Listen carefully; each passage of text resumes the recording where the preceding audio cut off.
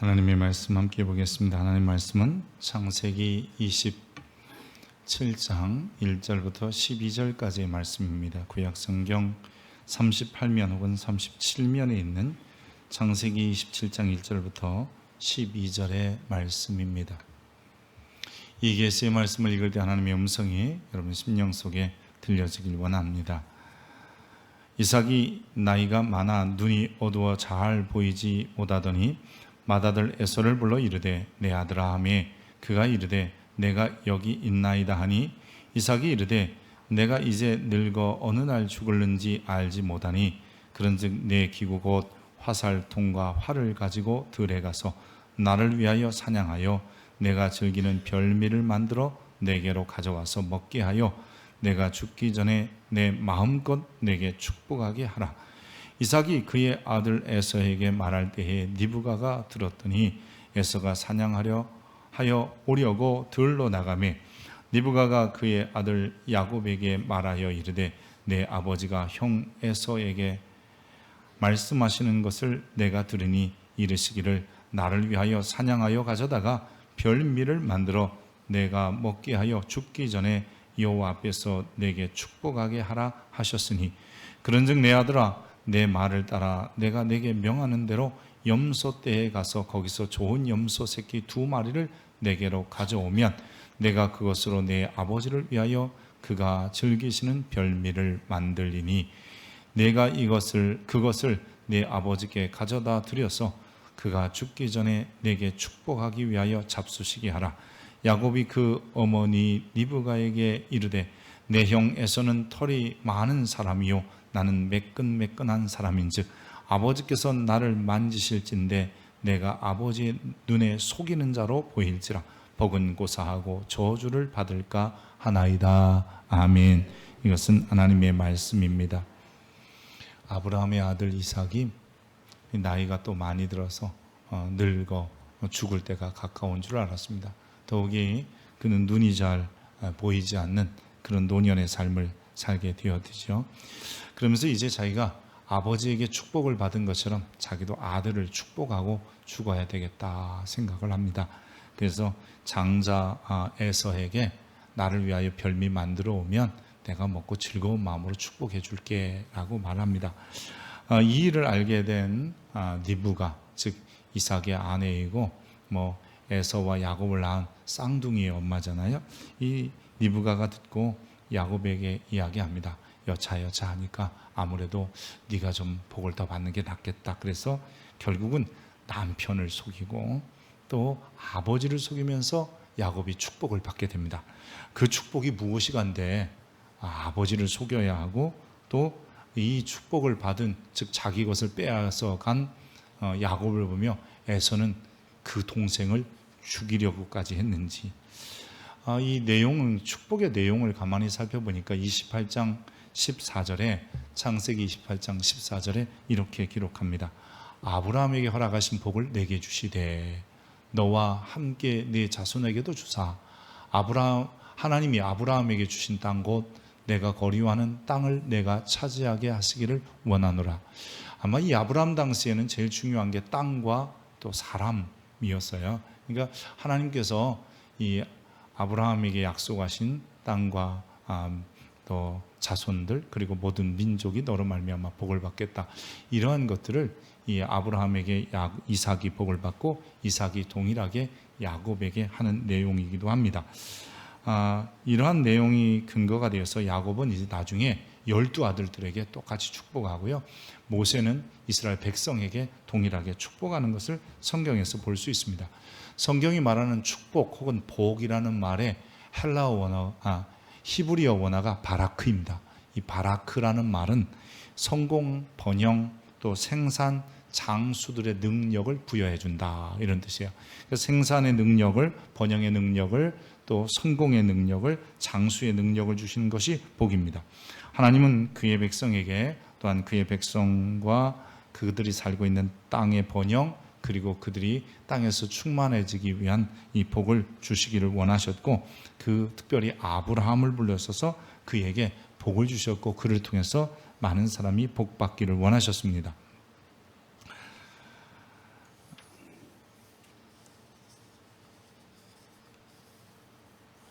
복을 받는 것은 누구나 다 좋아하고 우리도 복 받기를 굉장히 좋아합니다. 복은 나보다 크신 분이 내게 내려주는 것을 의미합니다. 하지만 축복은 좀 다릅니다. 이 축복은 이 빌축자 복복자예요. 그러니까 축복은 여러분 누구든지 윗사람이 아랫사람에게도 할 수 있고 동료들끼리도 할 수도 있고 가족끼리 할 수도 있으며 아랫사람이 윗사람을 축복할 수도 있는 거예요.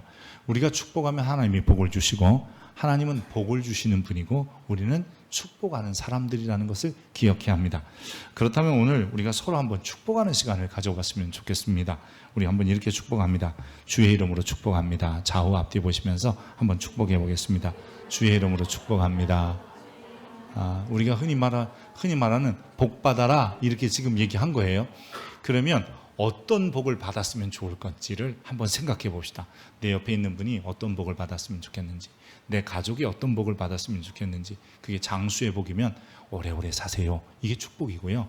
그게 또 물질의 복이면 사업이 잘 되셨으면 좋겠습니다, 이렇게 하면 되는 거고요. 또 그것이 또 자녀들을 통해서 정말 자녀가 형통해지고 잘 되는 것이라면 자녀들이 잘 되기를 바랍니다, 이렇게 하는 것이 축복이에요. 다시 한번 하겠습니다. 좌우 앞뒤 보면서 이분에게는 어떤 복이 임했으면 좋겠는지를 한번 이제는 구체적으로 말로 한번 표현해 보겠습니다. 같이 하겠습니다. 시작. 웃음만 나오는 거죠. 그러면 남 축복하기가 좀 쑥스럽다 그러면 자신을 축복해 봅시다. 나를 축복하는데 내가 축복할 때 하나님이 나에게 복 주실 건데 그 믿음을 가지고 나는 어떤 복 받았으면 좋겠는지를 구체적으로 한번 얘기하면서 한번 축복해 보겠습니다. 자, 자신을 축복합니다. 시작.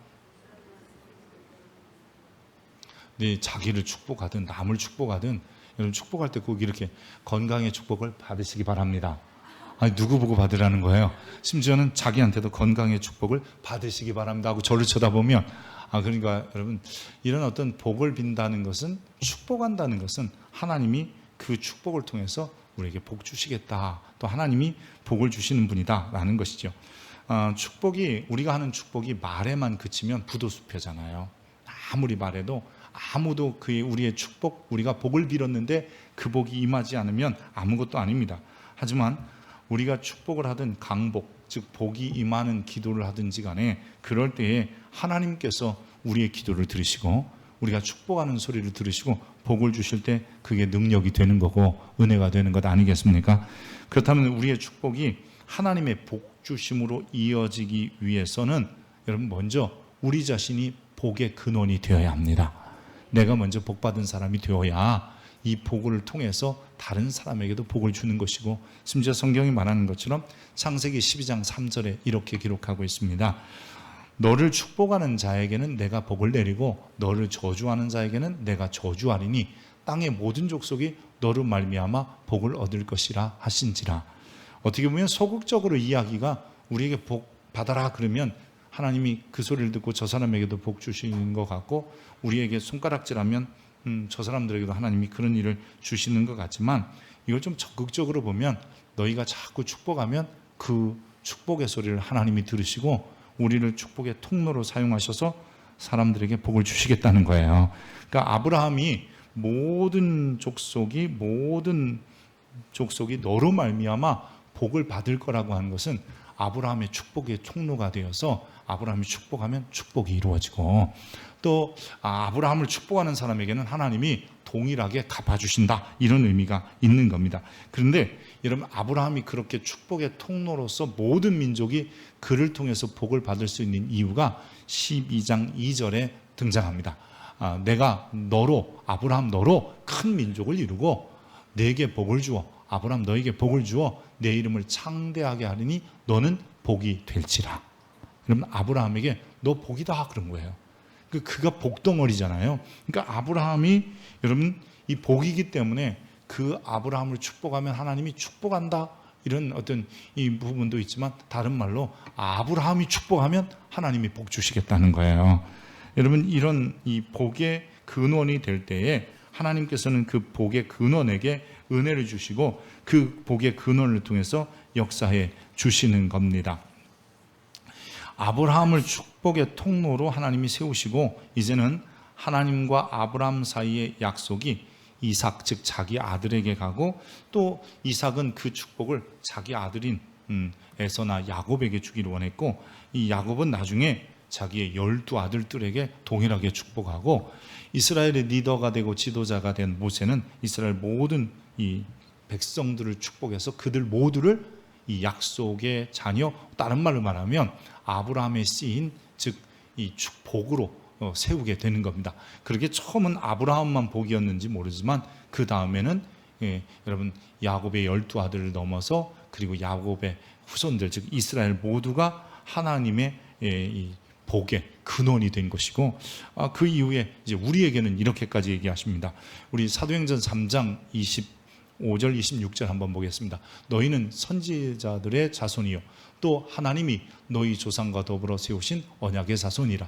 아브라함에게 이르시기를 땅의 위의 모든 족속이 너의 씨로 말미암아 복을 받으리라 하셨으니, 다시 한번요, 너의 씨로 말미암아 복을 받으리라 하셨으니라고 한다면, 이건 아브라함만이 아니라 아브라함의 후손들은 다 복의 통로이고 그들 자신이 먼저 복이 된다는 것이죠. 사도행전 3장 26절에 하나님이 그의 종을 세워 복 주시려고 너희에게 먼저 보내사 너희로 하여금 돌이켜 각각 그 악을 버리게 하셨느니라. 즉 하나님은 약속에 따라 아브라함과 그의 후손들을 축복하게 하셨고, 그 후손들은 여전히 하나님의 복의 통로로, 즉 그들 자신이 먼저 복의 근원이 되게 하셨다는 거죠. 그래서 아브라함은 자기가 죽기 전에 아들 이삭에게, 그리고 이삭도 죽기 전에 이 야곱에게 어쨌든 축복하게 되고, 심지어는 누군가에게 축복하려는 일들이 계속 이어져 왔습니다. 특별히 오늘 본문은 이삭이 이 장자 에서에게 축복하기 원해서 아마 나는 장자가 더 잘할 거야 라고 생각해서 에서에게 사냥하여 음식을 가져오라 라고 얘기합니다. 그리고 음식 먹고 내가 기쁨으로 마음껏 너에게 축복해 주겠다. 왜냐하면 이삭은 축복의 통로이기 때문이고, 그래서 에서를 축복의 통로로 세우기를 원했습니다. 근데 이 이야기를 들은 이삭의 아내 리브가가 가만히 생각해 보니까 자기가 임신하던 중에 하나님으로부터 들은 음성은, 야, 큰애가 아니라 둘째다. 큰애가 더 크게 될 것이다. 아니, 둘째가 더 나을 거다. 이런 소리를 들었던 것을 기억했고, 두 아들이 자라가면서 가만히 보니까 성품적으로도 훨씬 더 이 야곱이 나았던 거예요. 그러니까 이 리브가는 어떻게 하든지 에서보다는 야곱이 축복의 통로가 되어야 더 많은 사람에게 이 복을, 하나님의 복이 임하게 할 거라는 것을 알았기에 결국은 이 남편을 속이게 되고, 아들은 아버지를 속이면서까지 축복을 받게 됩니다. 여러분, 이 축복을 받은 것은 이제부터 내가 축복의 통로로 살겠다 하는 결단이요, 다짐이었지 뭐 특별한 것을 물려받는 게 아니었어요. 그러니까 야곱이 이삭에게 축복받았다고 그래서 족장의 권한이나 아니면 아버지의 재산이나 아버지가 가졌던 어떤 이 소유물들을 자기가 이어받은 것이 아니라, 앞으로 아브라함이 이삭에게, 이삭이 야곱에게 계속해서 물려주고 싶은 것은 너로 인하여 천하 만민의 축복의 통로가 되어야 한다. 즉 통로로서의 역할을 감당하겠다고 하는, 그래서 받는 것이 축복인 거지요. 창세기 27장 37절에 보면 이 이야기를 듣고, 즉 자기가 축복을 받아야 되는데 늦게 이 사냥을 해서 온 이 에서가 자기 아버지에게, 아버지 내가 왔는데 왜 나에게 축복해야지 그랬더니, 이미 내가 야곱에게, 아니 이미 온 아들에게 축복했다, 난 넌지 몰랐다, 이렇게 말하는 장면이 나와요. 그랬더니 이 에서가 뭐라 그러냐면, 아니 그 축복이 그거밖에 없습니까? 내게 좀 줘야 되지 않았습니까? 그랬더니 이렇게 말합니다. 내가 그를 너의 주로 세우고 그의 모든 형제를 내가 그에게 종으로 주었으니. 이건 종처럼 부리라, 아니면 그가 무슨 대장이 된다, 족장이 된다, 이런 뜻이 아니라 그를 통해서 우리의 후손들마저도 복을 받게 될 것이다, 이렇게 표현하는 거예요. 37절에 에서가 아버지에게 이르되 내 아버지요, 아버지가 빌 복이 이 하나뿐입니까? 그 축복의 통로를 이 야곱으로 세운 거 하나뿐입니까? 내게도 축복하소서, 내게도 좀 축복을 해주세요 라고 하지만 38절에 결국 그리하지 않고 또 그것 때문에 에서가 울었다라는 장면입니다. 이는 이삭이 야곱에게 재산 물려주는 것도 아니고 족장 자리 주는 축복도 아니었고 땅이나 다른 소유물을 물려줘서 부자로 만들어주는 축복이 아닙니다. 오히려 야곱은 그 축복을 받은 이후에 20년 동안이나 생이별해서 자기 외삼촌 집 라반의 집에 가서 이 종살이처럼 살아야 되는 그런 어떻게 보면 좀 힘든 생활, 억울한 생활을 하기도 합니다. 그러나 그는 하나님의 축복의 통로로 삼겠다고 하는 언약 당사자로서 하나님께서 너를 축복의 통로로 너를 통해서 모든 민족이 복을 얻을 것이라는 그 하나 때문에 견뎌왔던 것이지요. 그렇다면 우리는 이 아브라함의 자손도 아니고 내가 아브라함의 씨도 아닌데 어떻게 복의 근원이 될 것인가?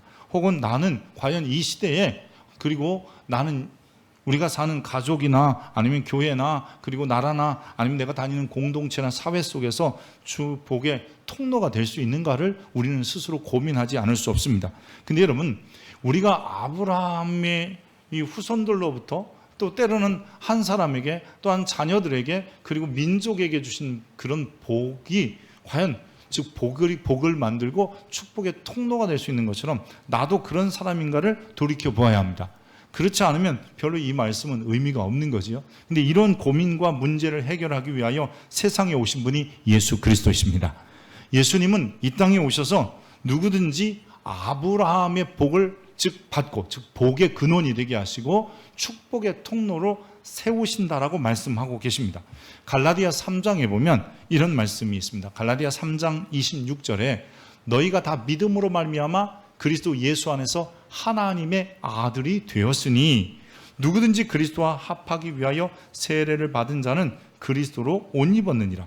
너희가 유대인이든지 헬라인이든지 종이나 자유자이든지 남자나 여자나 다 그리스도 예수 안에서 하나이니라. 그리고 계속해서 이렇게 하는 말입니다. 너희가 그리스도의 것이면 곧 아브라함의 자손이요 약속대로 유업을 이을 자니라. 아멘입니까? 이 유업이 무슨 유업이에요? 여러분, 이 유업이 뭐냐면 축복의 통로로서의 역할을 할 자들이라고 하는 거예요. 그리스도 예수의 사람들은 여러분 마치 이전에는 혈통이나 육정으로서 아브라함의 후손들이었을지 모르지만 이제는 하나님께로부터 난 자들로서 아브라함의 유업을 이어간다는 것은 아브라함이 복이었고 그리고 그가 축복할 때 이삭이 복이 되고 이삭이 축복의 통로가 되고 이삭이 야곱을 축복할 때 이 야곱이 축복이 되고 축복의 통로가 되고 야곱이 12아들들을 축복했을 때 하나님은 12아들을 복으로 삼았고 축복의 통로로 삼으셨고 모세가 이스라엘 백성들을 축복할 때에 여러분 하나님께서는 이스라엘 백성 모두를 복된 자로 삼으시고 축복의 통로로 삼으신 거예요. 그렇다면 오늘 우리는 내가 유대인도 아님에도 불구하고 복이 되고 축복의 통로가 된 것은 예수 그리스도를 통해서 가능한 거예요. 너희가 그리스도의 예수의 것이면 혹은 그리스도의 것이면 아브라함의 자손이고 아브라함이 계속해 가져가고 또 자기 아들에게 그 아들이 그 아들 그 아들이 그 아들에게 아들과 아들에게 계속 물려오는 그 축복의 통로로서의 업을 우리가 감당할 수 있게 된 것입니다. 여러분 예수 그리스도를 통해서 우리가 이제는 복받은 자이고 하나님이 주시는 복의 통로가 됐다는 사실을 기억하시기 바랍니다. 내가 하나님의 자녀여 내가 예수를 구원자로 믿으면 하나님은 우리에게 너는 복된 사람일 뿐만 아니라 앞으로 너를 통해서 축복이 세상에 흘러 들어갈 것이다 라고 말씀하시는 거예요. 다른 표현으로 하면 누구든지 나를 축복하면 하나님이 그에게 복을 주실 것이고 또 내가 축복하면 그는 하나님으로부터 복을 받게 될 것입니다. 나를 저주하고 손가락질하면 하나님이 그대로 두지 않으실 거라는 거지요. 아브라함은 이삭에게, 이삭은 야곱에게, 야곱은 12아들에게, 모세는 그의 백성들에게 계속해서 축복한 것을 보건대 이제는 우리 기억해야 되는 것은 우리도 이제 복의 근원이고 내가 이 시대와 가정과 그리고 내가 다니는 직장과 어느 곳에 가든지 내가 바로 복의 축복의 통로가 되어야 된다는 사실을 잊지 않기를 축복합니다. 여러분 우리가 복덩이가 들어왔다 그러잖아요. 저 사람이 오니까 우리 사업장이 우리 회사가 우리 직장이 잘 됐어. 그럴 때 우리가 복덩이라고 흔히 말하는 거예요. 여러분 우리 그리스도인들은 그런 복덩이가 돼야 돼요. 나를 통해서 끊임없이 복이 흘러 들어가야 돼요. 가정에. 할렐루야. 이 시대에도 흘러 들어가야 되는 거예요. 다시 한번 갈라디아 3장 8절 9절을 보면 하나님이 이방을 믿음으로 말미암아 의로 정하실 것을 미리 성경에 미리 알고 먼저 아브라함에게 복음을 전하되 모든 이방인이 너로 말미암아 복을 받으리라. 모든 이방인 바로 우리요. 근데 우리가 이제 아브라함으로 말미암아 복을 받은 사람이고 하나님의 자녀가 된 거예요. 그러므로 믿음으로 말미암는 자는 믿음이 있는 아브라함과 함께 뭘 받는다? 복을 받는다. 할렐루야. 여러분 복 받은 자예요. 여러분 축복의 통로예요. 여러분 때문에 하나님이 여러분의 가정에 복을 주실 거고 여러분 직장과 사업장과 일터에 복을 주실 것이며 교회에 복을 주시고 이 시대에 복을 주시고 모든 민족에게 복을 주실 거예요. 내가 열리기만 하면 돼요. 여러분 문제는 이 내가 복된 사람이고 복의 통로가 되어야 하는데 문제는 내가 막히는 게 문제예요. 내가 막혀서 또 내가 막아. 남에게 축복이 흘러들어가는 것은 안 되지. 이런 마음도 생기고 또 나 스스로 내가 나를 통해서 하나님의 복이 흘러들어간다는 생각을 자꾸 잊고 사는 거예요. 막히면 문제가 되는 겁니다. 여러분 수도관이요. 어느 순간 막히는 순간 어디인가부터 막히기 시작하면 결국은 터져서 땅 위로 물이 엉뚱한 대로 솟아나는 것을 봅니다. 사람의 혈관은 어때요? 혈관도 혈류를 잘 흐르게 해야 되는데 콜레스테롤이 자꾸 쌓이고 쌓여서 혈관이 막히면 어느 순간 터져 건강에 이상이 오게 되는 거지요. 우리는 축복의 통로로서 세상에 하나님이 복이 임하도록 할 책임이 있는 사람입니다.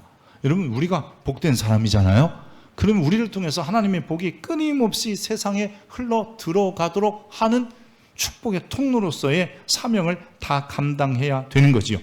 예수 그리스도 안에서 우리가 하나님의 자녀가 되어서 아브라함의 복을 그리고 아브라함의 유업을 이을 자가 됐다면 나를 통해서 이 시대에 우리 가정이나 또한 우리의 사업장이나 우리 교회 위에 끊임없는 복이 흘러 들어가도록 해야 합니다. 한 사람을 통해서 혹은 한 가족을 통해서 때로는 한 민족을 통해서 그리고 지금은 이제 교회 공동체라고 하는 이 공동체를 통해서 하나님은 이 시대에 하나님의 복을 흘러가게 하시길 원하고 그것이 바로 우리인데 우리를 통해서 이 시대에 복 주시기를 원하십니다. 하나님의 복은 그렇게 임합니다. 여러분 나를 통해서 임하게 되고 하나님의 백성을 통해서 온다는 사실을 기억하시길 축복합니다.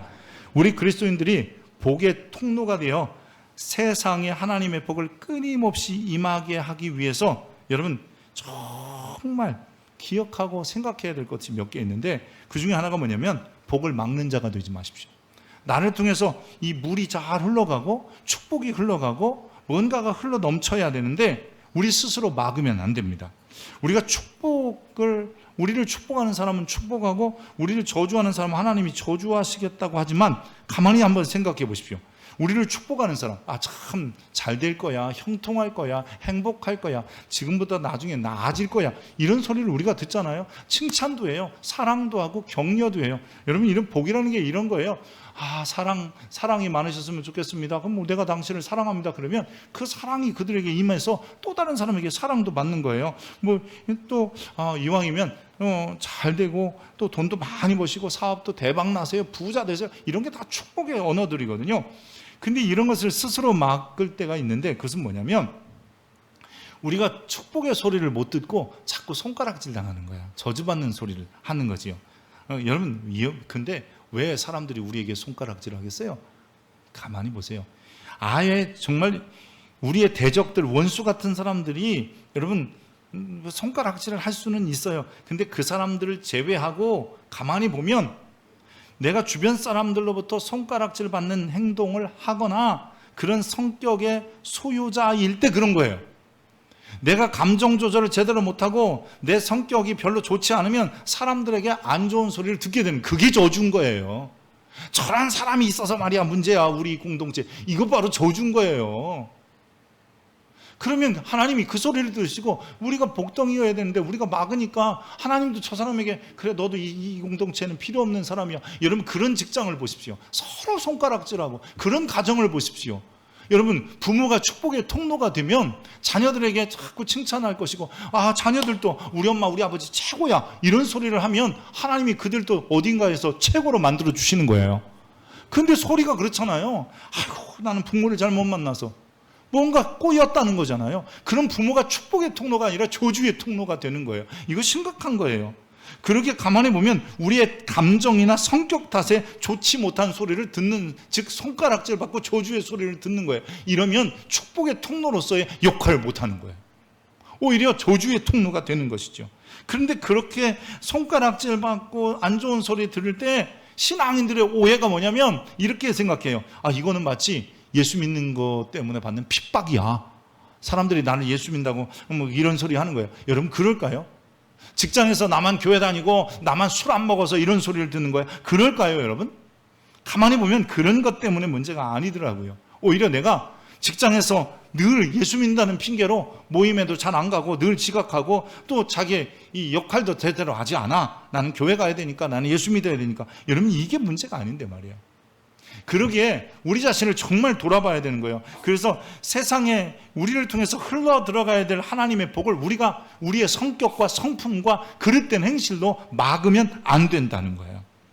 그러면서도 우리는 마치 그런 그 축복의 통로가 막혀서 드러나는 현상들, 즉 복음 증거도 막히고 교회에 대한 이미지도 깨지고 신앙인들에 대해서도 안 좋게 생각하는 사람들을 만들어내면서도 한결같이 생각하는 건 다 예수 믿어서 이거는 고난이고 핍박이야. 그 핍박 고난 아니에요.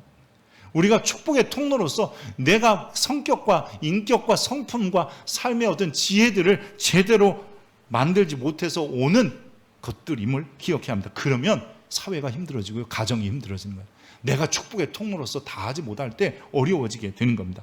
그래서 우리를 저주하는 사람들이 생기게 되고 우리에게 손가락질하게 생기는 사람이, 여러분, 아무 이유 없이 그런다면 그건 정말 핍박일 거예요. 그러나 우리의 행동이나 성격 그리고 성품 때문에 듣는 소리면 우리가 변화되고 돌이켜서 회개해야 돼요. 변화되지 않으면 축복이 우리 가정에 나를 통해서 흘러 들어갈 수 없고, 우리 회사나 직장이나 교회나 이 시대 속에, 여러분, 이 시대 속에도 하나님의 사람들로 통해서 축복이 흘러 들어가야 돼요. 그 교회는 좋은 소리 들어야 되는 거예요. 그러면 그 좋은 소리 들을 때 하나님이 그들에게도 좋은 소리를 하시고 좋은 소리를 듣게 하시는 거예요. 누구를 자꾸 비난하는 사람에게 하나님이, 특별히 하나님의 교회를 비난하는 사람에게 비난거리를 주시는 거예요. 이 시대가 교회를 자꾸 비난하잖아요. 그러니까 이 시대에 비난하는 것만 가득한 시대로 만들어 가시는 거예요. 이건 약속의 말씀들. 그러면 교회가 바로 서면 교회를 칭찬할 거 아니에요. 그럼 이 시대도 칭찬하고 서로 격려하는 사회로 변할 거예요. 여러분, 우리가 돌이키면 되는 거예요. 말라기에서 보면 축복의 통로가 되지 못하는 이유를 몇 가지 지적합니다. 여러분, 말라기 3장 5절에 보면 내가 심판하러 너희에게 임할 것이라. 그러면서 점치는 자, 간음하는 자, 거짓 맹세하는 자, 품꾼의 싹새 대하여 억울하게 하는 자, 과부와 고아를 압제하는 자, 나그네를 억울하게 하며 나를 경외하지 아니하는 자들에게 내가 속히 증언하느니. 여러분, 이게 뭐냐면 이런 일들이 결국은 축복의 통로가 못 된다는 거예요. 세상의 저주거리가 되게 하는 거예요. 심지어는 이 갑질하는 거, 그리고 뭐 임금을 체불하고 인격적으로 모독하고 이런 소리가 그리스도인에게서 나가면 안 되는 거예요. 이거는 축복의 통로로서의 역할을 막아버리는 거예요. 우리가 축복의 통로가 되지 않으면 안 돼요. 그래서 이런 소리를 들을 때 이스라엘 백성들이 뭐라고 얘기하냐면 말라기 3장 7절에 만군의 여호와가 이르노라 너희 조상들의 날로부터 너희가 나의 규례를 떠나 지키지 아니하였도다. 그런즉 내게로 돌아오라. 그리하면 나도 너희에게로 돌아가리라 하였더니, 내가 돌아오면 내가 너희에게 가서 너를 다시 복의 통로로 만들어서 처음 아브라함에게 약속하고 그의 백성들에게 약속한 것처럼 그 일을 계속 이루어 주겠다. 그랬더니 뭐라냐면 어떻게 하여야 돌아가는 겁니까? 라고 묻는 겁니다. 여러분, 오늘 우리가 그런 질문이 필요합니다. 어떻게 해야 우리가 복의 통로로 계속 쓰일 수 있습니까? 하나님, 내가 어떻게 해야 복의 통로가 됩니까?를 묻는다면 여러분 다시 한번 기억하십시오. 하나님이 아브라함에게 뭐라 그러냐면 너는 복이 될지라 그랬어요. 우리가 복 있는 사람이라는 것을 기억하면 돼요. 근데 복 있는 사람이라는 게 누구냐라고 한다면 성경은 아주 심플하게 뭐라 하냐면 우리가 구원받았고 하나님의 자녀가 됐다면 그게 복 있는 사람이라는 거예요. 아브라함의 복은 하나님의 자녀로서 살아가는 것이며, 그렇게 예수 그리스도를 통해서 우리가 그리스도 예수의 것이 되었다는 것은 우리에게 복인 것이에요. 날 구원하신 예수를 영원히 찬송하리라. 하겠네. 우리 찬양했잖아요. 정말 날 구원하신 주님, 그래서 이 구원에 대한 감사를 잊지 않고 이 땅에 사는 동안 그리 짧은 시간에 내가 예수를 구주로 만나서 하나님의 자녀가 된 것에 대한 확신이 우리에게 필요해요. 그 사람이 바로 복된 사람이에요. 복을 특별히 번영이나 어떤 이런 것들을 받았던 것이 복이 아니라 내가 하나님의 자녀가 된 복의 근원이 됐다는 것을 확신할 때에 하나님은 그 사람을 통로로 사용하시는 거예요. 내가 파이프라는 인식을 가질 때 물이 쏟아지고 기름이 쏟아지는 거 아니에요? 근데 내가 막혔다라는 생각을 가질 때에 하나님은 아무것도 안 하시는 거예요. 이스라엘이 통로의 사명을 잊게 된 것은, 여러분 보십시오, 그들이 통로의 사명을 잃어요. 하나님의 복이 모든 민족에게 들어가는 통로의 사명을 잃게 된 이유는 바로 우상 숭배하고 자기들이 하나님 앞에 하나님의 백성이라는 사실을 망각했을 때 하나님은 그들을 축복의 통로로 사용하지 않으시더라고요. 오늘 우리가 다시 한번 우리 자신들이 복의 통로로 사용되어져서 하나님의 복이 나를 통해서 가정에, 나를 통해서 내가 다니는 직장에, 사업장이나 일터에, 그리고 나를 통해서 교회 공동체에, 그리고 이 시대에 끊임없이 흘러가게 하기 위해서 보이진 않지만 나를 통해서 하나님의 복이 계속해서 넘치게 하기 위해서 우리는 기억해야 되는 것은 나는 복 있는 사람이다. 나는 하나님의 자녀다. 할렐루야. 이게 있어야 되는 거예요.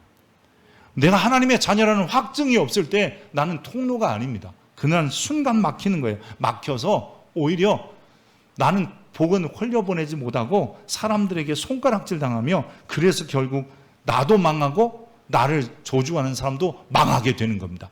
하나님은 나를 축복하면 그들도 복 주셔서 다 흥하게 하시는 거예요. 이런 통로로 회복되면 또 다른 사람이 예수 그리스도를 만나는 은혜가 있게 되는 거예요. 여러분, 선교도 축복의 통로라서 하는 거고, 구제나 봉사도 축복의 통로라고 하는 거고, 나눔도 봉사도 다 통로로서 막힘없는 삶이 되는 것입니다. 여러분도 계속해서 그 통로가 열려지기를 축복합니다. 다시 한번 내가 확실한 통로다라는, 그 확실한 하나님의 자녀다, 복된 인생이다라고 기억할 수 있기를 바랍니다. 여러분, 계속해서 이 축복의 통로가 되는 비결은, 여러분, 내가 복이다, 회복하는 방법은 내가 복이다 할 뿐만 아니라 이제 계속해서 좀 축복하는 겁니다. 여러분, 더 많이 축복하십시오. 더 많이 축복하며 사십시다. 서로 축복하는 거예요. 내가 먼저 축복하면 우리의 축복 소리를 듣고, 여러분, 그 듣는 이들이 우리를 축복하게 돼요. 여러분, 가는 말이 고와야 오는 말도 고운 거 아니에요? 참 잘한다 격려하면요, 그럼 고맙습니다 이런 소리가 들려요. 야, 그것도 못해? 그러면 속으로 뭐라 그래요? 네가 해봐라 이런 소리를 하는 거예요. 여러분, 다 세상은 똑같아요, 이치가. 그러니까 내가 이것도 어떻게 이렇게 이쁘게 잘 해놨어? 이러면요, 듣는 사람들로도 참 이쁘게 봐주시니까 고맙네요 이런 표현들을 할 수 있어도, 이게 뭐야 라고 하면 그 사람도 그래요. 결국 우리는 늘 축복의 통로라는 의식을 갖는다면 내가 그 축복하기를 두려워하지 않고 축복하기에 인색하지 않기를 바랍니다. 여러분, 그 축복 중에 하나가 뭐냐면, 부부간의 축복은요, 사랑합니다 이게 축복이에요. 축복합니다 이게 축복이 아니라 사랑해 여보, 그게 축복인 거예요. 여러분, 그 소리를 들으면 하나님이, 여러분, 나를 통해서 사랑을 가게 하시고, 또 그 소리를 들은 사람은 뭐라 그래요? 최소한 이렇게 표현해요. 나도요. 여러분, 제발 이런 거 하지 마세요. 사랑합니다 그러면 뭐라고 대답해야 돼요? 사랑합니다 이렇게 대답해야지, 제발 나도요 저도요 이런 거 하지 마요. 미투 이런 거 하지 마. 그리고 무슨 얘기를 하면 칭찬을 하고 격려를 하면요, 그것을 받아서 칭찬해 주세요. 참 니네들 너무 귀여워 이뻐 이렇게 하면 아이들이 나도요 그러지 않고 감사합니다잖아요.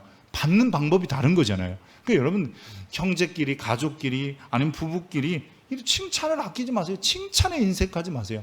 우리나라 남자들이요, 입이 무거우면 마치 이렇게 근엄한 것 같아요. 여러분, 다른 일에는 근엄해도 좋아요. 하지만 이 사랑하고 칭찬하고 격려하고 위로하는 일에는 근엄하지 않기를 바랍니다.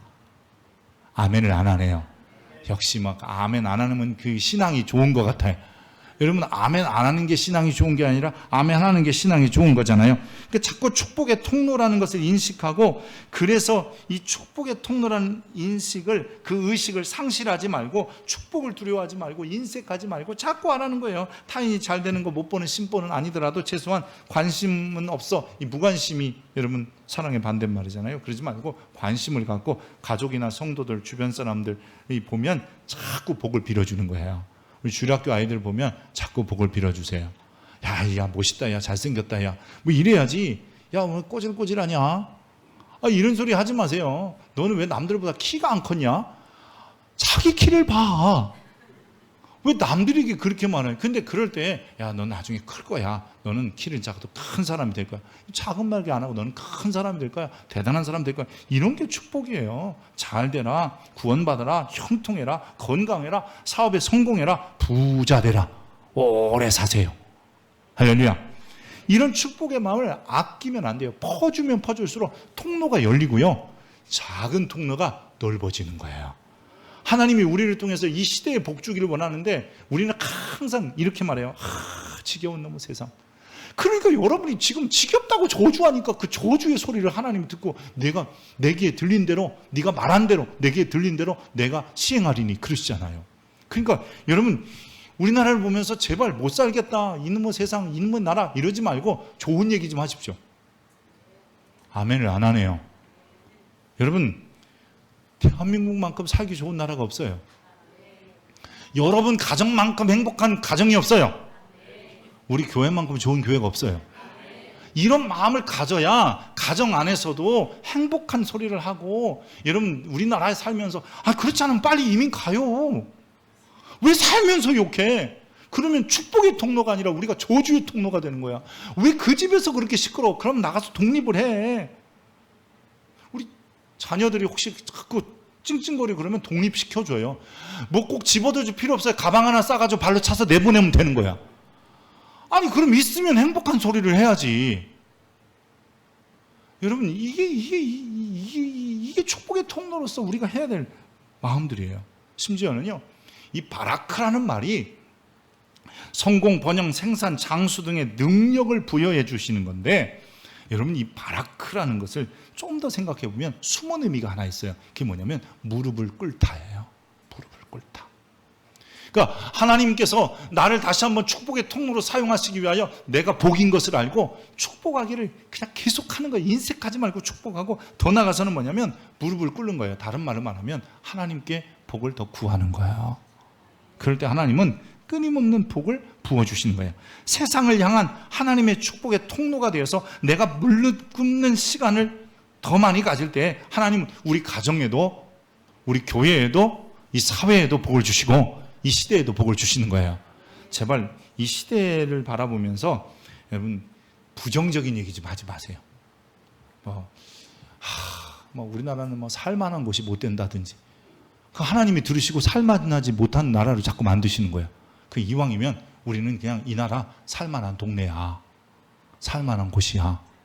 그러면 하나님이 들으시고 이 나라에 복을 주십니다. 성경적이잖아요. 그리고 교회는요, 특별히 교회는 여러분 좋은 소리를 듣게 해야 됩니다.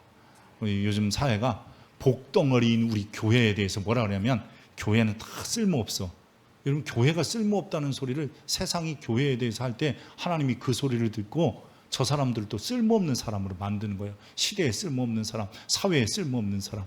왜 우리 복덩이를, 우리 복의 근원인 우리 성도들에 대해서 안 좋게만, 물론 우리의 잘못도 있어요. 그래서 우리가 돌이켜보자는 거잖아요. 하지만 분명한 것은 축복의 통로라는 사실을 우리가 잊지 않고, 모든 복이 모든 민족에게, 즉 하나님의 복이 모든 민족에게 되기 위해서 우리의 자신들이 이 축복의 통로로 활짝 열려져야 합니다.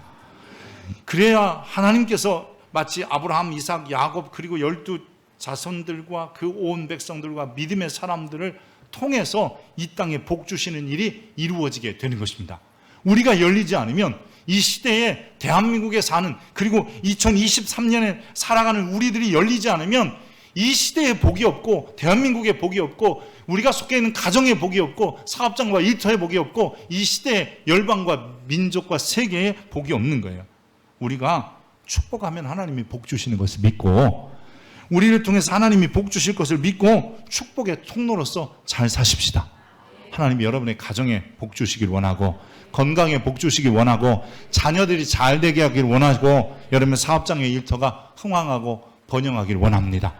이런 복이 여러분을 통해서, 그리고 우리 자신이 통로니까 우리 통로를 통해서 끊임없이 이루어지기를 주의 이름으로 축복합니다. 기도하겠습니다. 하나님, 우리가 축복의 통로라는 사실을 깨닫게 하시니 고맙습니다. 하나님, 나 때문에 가정이 복을 받게 하시고, 나 때문에 교회와 사업장과 일터와 직장이 복을 받게 하여 주옵소서. 복덩이인 우리가 들어가는 곳마다 잘 되게 하시고, 우리가 들어가는 곳마다 형통하게 하시고 번영하게 하여 주옵소서. 하나님, 이 시대에 우리 몸된 교회 성도들과 조국교회에 있는 모든 그리스도인을 통해서 이 나라의 복을 주옵소서. 또한 열방과 세계에 있는 그리스도인을 통해서 이 시대에 열방과 세계의 복을 주옵소서. 그래서 저들이 하나님께로 돌아오게 하시며 하나님께서 주시는 번영과 또한 아버지 하나님이여 생산과 그리고 장수와 더 나아가서 모든 일의 형통함에 아버지의 역사를 경험하게 하여 주옵소서. 이 시대에 복 주실 하나님을 찬양하며 예수 그리스도의 이름으로 기도합니다. 아멘.